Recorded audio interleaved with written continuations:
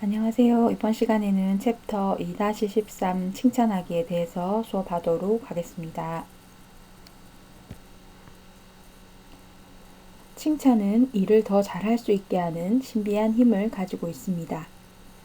칭찬은 고래도 춤추게 한다라는 말도 있듯이 칭찬하는 말은 듣는 사람의 능력을 키워주며 상대방의 가치관을 인정하고 존재의식을 북돋아주는 힘을 지니고 있어서 그 칭찬을 듣는 상대방은 의욕이 생기게 됩니다.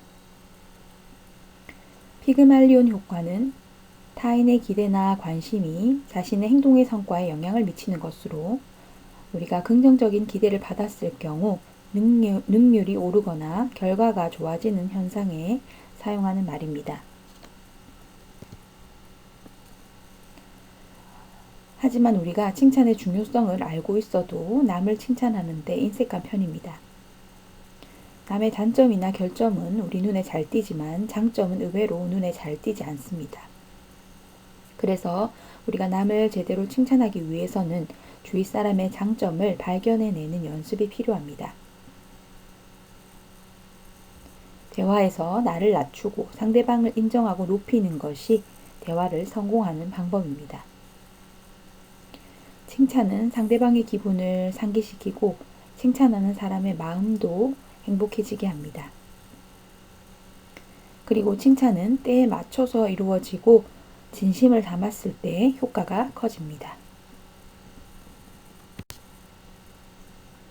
하지만 애매모호한 칭찬은 혼란을 불어일으키며 효과도 오랫동안 지속되지 않습니다. 또한 칭찬의 원칙을 지킬 때에 그 칭찬의 효과가 더 커지게 됩니다. 그리고 우리가 입으로만 칭찬하기보다는 사소한 일이라도 마음으로부터 상대를 칭찬하는 것이 좋습니다. 진심으로 상대방의 장점을 찾아내서 칭찬해 주는 것이 중요하고, 그럴 때 칭찬을 한 사람은 기억을 못할지라도 받은 사람은 그 칭찬을 잊지 않고 소중히 간직하게 됩니다. 칭찬하기를 통하여 얻는 이점을 살펴보겠습니다. 첫째로, 대화를 나누는 사람들의 기분을 좋게 합니다. 둘째로, 서로에게 큰 힘이 되고 용기를 줄 수 있습니다. 셋째로, 상대방에게 존중감을 전달하므로 서로에게 호감을 줄 수 있습니다. 네 번째로, 상대방에게 자신감을 심어줄 수 있습니다. 다섯 번째로, 칭찬받는 행동이 강화되어 능력을 키워줍니다.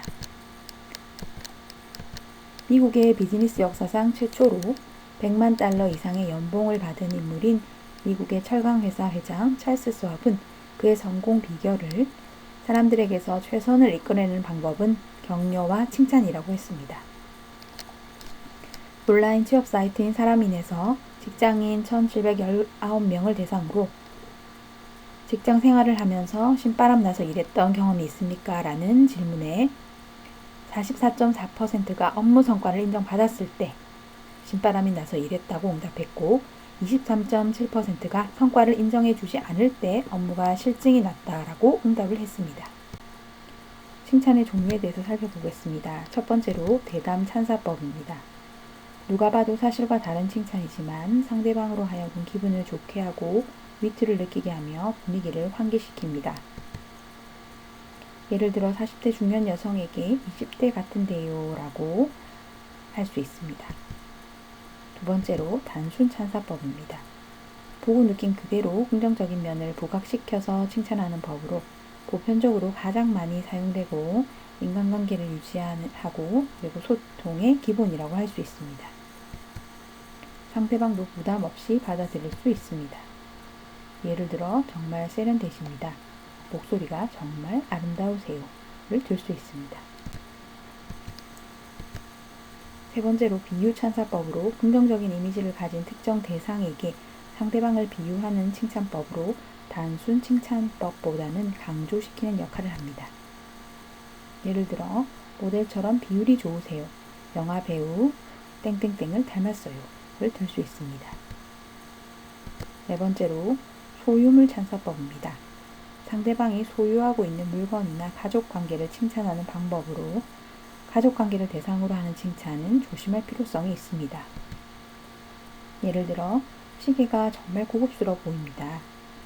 따님이 정말 총명하시네요. 를 들 수 있습니다. 다섯 번째로 간접 찬사법입니다. 제3자의 말을 인용하거나 소문을 근거로 응용이 가능합니다. 상대방으로 하여금 가장 기분 좋은 칭찬이 될 수 있습니다. 예를 들어 저희 부장님께서 칭찬을 많이 하시더라고요. 여섯 번째로 비대면 칭찬법입니다. 칭찬하는 대상이 없는 자리에서 대상자를 보지 않고 칭찬하는 방법으로 인간관계를 넓히고 깊은 관계를 유지하는 데 좋습니다. 칭찬의 원칙에 대해서 살펴보겠습니다. 첫 번째로 칭찬의 경험성입니다. 칭찬은 상대방의 행동에 미치는 실제적인 영향력에 따라 결정되어야 한다는 원칙으로 어떤 것이 칭찬이 되고 어떤 것이 벌이 될지를 추측으로 결정할 수 없으므로 경험적으로 확인해야 그것이 칭찬인지 벌인지 알 수 있습니다.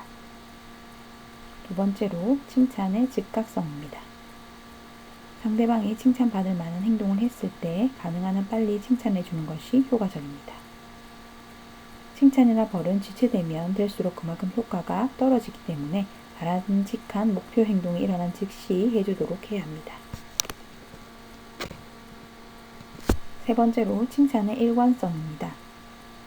상대방을 대하는 모든 사람이 일관된 규칙에 따라 칭찬과 벌을 주어야만 상대방은 자기가 어떻게 행동해야 하는지에 대해서 분명한 지침을 갖게 되니 불안감을 덜 느끼게 됩니다. 네 번째, 칭찬의 충분성입니다. 칭찬의 양은 행동 변화를 위해서 필요한 만큼 충분하게 주어져야 합니다. 어떤 행동을 처음으로 형성시켜 주고자 할 때는 충분하게 자주 하는 것이 좋고 어떤 바람직한 행동을 새롭게 시작하게 하려면 그와 상반되는 부정적인 행동에 대해서는 주어져 왔던 강화보다는 더 크고 강하게 칭찬을 해주어야 합니다. 하지만 너무 과한 칭찬은 상대방을 자만심을 부를 수 있습니다. 다섯 번째로 칭찬의 점진성입니다. 목표 행동에 이르는 여러 단계의 행동을 계열화하여서 한 단계에서 다음 단계로 보다 쉽게 옮겨갈 수 있게 해주는 것이 최종 목표 행동에 도달하는 효율적인 방법입니다. 다음으로는 효과적인 칭찬 방법입니다. 첫 번째로 진심으로 칭찬하라입니다. 솔직함은 상대방과 교감하는 중요한 포인트로 거짓으로 칭찬하지 않는 것이 칭찬한 사람 그리고 칭찬받는 사람 모두에게 좋은 일입니다. 꼭 좋은 말을 해줘야 상대방이 좋아하는 게 아니라 자기 생각과 감정을 솔직하게 전달하는 것도 좋은 칭찬이 될 수 있습니다. 두 번째로 구체적으로 칭찬한다. 모호한 칭찬은 무슨 이유로 칭찬을 받는지 분명히 알지 못하기 때문에 신뢰성이 떨어질 수 있습니다. 그래서 칭찬의 상황을 구체적으로 제시하는 것이 좋습니다. 세 번째로 간결하게 칭찬한다. 말이 길어지면 처리해야 할 정보 또한 쌓이게 됩니다. 그래서 진지하고 간결한 칭찬은 더 깊은 인상과 더불어 오랜 기억에 남게 됩니다. 네 번째로 남의 앞이나 제3자에게 칭찬한다. 사람들은 누구나 자기를 자랑하고 싶어 합니다. 남 앞에서 칭찬을 하거나 제3자에게 간접적으로 칭찬을 전달하는 것은 칭찬을 받는 기쁨과 또 자랑하고 싶은 욕심 두 가지를 모두 충족시킵니다. 다섯 번째로 사소한 것을 칭찬한다. 큰 일에 대해서만 칭찬하려 하면 칭찬할 기회를 만들지 못합니다. 그래서 남들이 보지 못하는 사소한 장점을 찾아서 칭찬을 해주었을 때에 의외의 효과가 발휘됩니다. 여섯 번째로 당사자 주변의 인물을 칭찬한다. 자존심은 자신의 능력, 외모에만 국한된 것이 아니라 자신이 속한 집단도 해당됩니다. 따라서 상대방의 주변 인물을 칭찬해 주는 것이 효과적입니다. 일곱 번째로 우연 그리고 의외의 상황에서 칭찬한다. 대인관계를 원만하게 유지하는 사람은 필요할 때만 사람을 찾지 않습니다. 속셈이 들여다 보이는 칭찬을 하는 사람보다는 우연히 마주쳤을 때에 자신의 감정을 진솔하게 전하는 사람이 더 호감도가 높아집니다. 8번째, 상대에 따라 칭찬 내용이나 방법을 달리한다. 상대방의 현재 수준에 맞게 칭찬을 해야 하며 상대나 상황에 따라 칭찬의 내용이나 표현 방식을 달리하는 것이 바람직합니다. 9번째, 나 전달법을 사용하여 칭찬하라. 예를 들어 당신은 언제나 열심히 일하시네요와 같은 칭찬은 다른 사람을 평가하는 입장에서 칭찬을 한 것이므로 이것보다는 나 전달법을 사용하여 칭찬하는 것이 좋은 방법입니다. 당신이 열심히 하니까 저도 용기가 생기네요. 10번째로 상대방의 성격이나 특성에 대해 칭찬할 때는 조심해야 합니다. 상대방의 개성에 대한 직접적인 칭찬은 직사광선과 같아서 은연중에 상대방에게 불편감이나 걱정, 부담을 안겨줄 위험이 큽니다. 예를 들어 동료가 김 간호사는 항상 참 착해, 너는 항상 잘해, 참 훌륭해 라고 칭찬을 했을 때 김 간호사는 난 항상 착한 건 아닌데 동료가 나를 착하다고 하는데 내 의견을 내세우면 크게 실망할 텐데 와 같이 칭찬이 불편과 걱정, 부담을 안겨줄 위험이 큽니다. 11번째로 가진 것보다 안목을 칭찬하라. 사람들은 자신의 능력을 인정받기를 원합니다. 그래서 예를 들어 옷이 참 멋있어요 보다는 역시 감각이 탁월하시네요 라고 칭찬하는 것이 더 효과적으로 칭찬하는 방법입니다. 다음으로는 칭찬을 받아들이는 방법에 대해서 살펴보겠습니다. 첫 번째로 상대방의 칭찬에 감사를 표시합니다. 두 번째로 상대방이 칭찬을 할 때에 기분이 얼마나 좋았는지 구체적으로 말을 합니다. 세 번째로 지나치게 겸손하면 상대방의 호의를 무시하는 것으로 보일 수 있습니다. 네 번째로 칭찬을 감사하며 분명히 받아들이는 표현을 하는 것이 좋습니다. 예를 들어 고맙습니다. 고마워요. 그렇게 말씀해 주시니 좋군요. 고맙게 생각할게요. 감사합니다.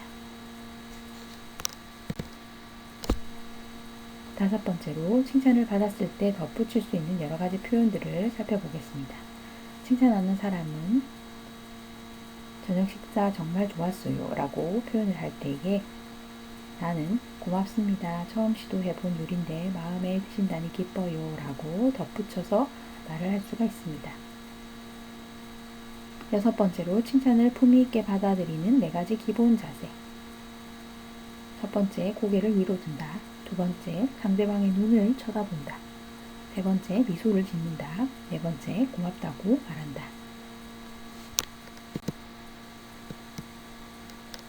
다음으로는 역효과를 불러오는 칭찬의 종류를 살펴보겠습니다. 평가를 내포한 칭찬입니다. 시험 100점 맞았네 등과 같은 평가를 내포한 칭찬은 상대방이 나중에 불안감을 느낄 수 있습니다. 두 번째, 빈정거리는 칭찬. 잘했네, 잘했어. 와 같은 칭찬은 부정적인 감정이 들게 하고 자존감을 무너뜨릴 수 있습니다. 세 번째, 막연한 칭찬. 넌 착하잖아. 원래 잘했으니까. 와 같은 칭찬은 상대방의 마음에 부담감을 안겨줍니다. 네 번째로, 과장된 칭찬입니다. 과장되거나 현실적이지 않은 말로 하는 칭찬들은 칭찬이 아닌 아부이며 상대방에게 부담감과 심하면 거북함을 느끼게 할 수 있습니다. 다섯 번째로, 비교하는 칭찬. 내가 최고다 라는 생각을 갖게 하며 누구를 이겼다는 것에 대해서 만족감을 느끼게 합니다. 칭찬하기 수업은 여기까지 하도록 하겠습니다. 수고하셨습니다. 감사합니다.